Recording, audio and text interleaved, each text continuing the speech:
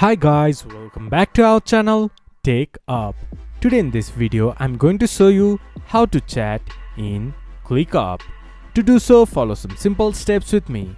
First of all, open your Clickup application. Then this type of interface will appear in your screen once you have logged into your account. From the top menu bar you can see a new option. Click on new. There you can see chat. Click to chat. There, name the chat, then click to create chat, then add the message. This is how you can chat in Clickup. This much for today's video. If you guys find our video helpful, please leave a like and comment. And do not forget to subscribe our channel and hit the bell icon. I'll see you guys again in our next video. Thank you for watching.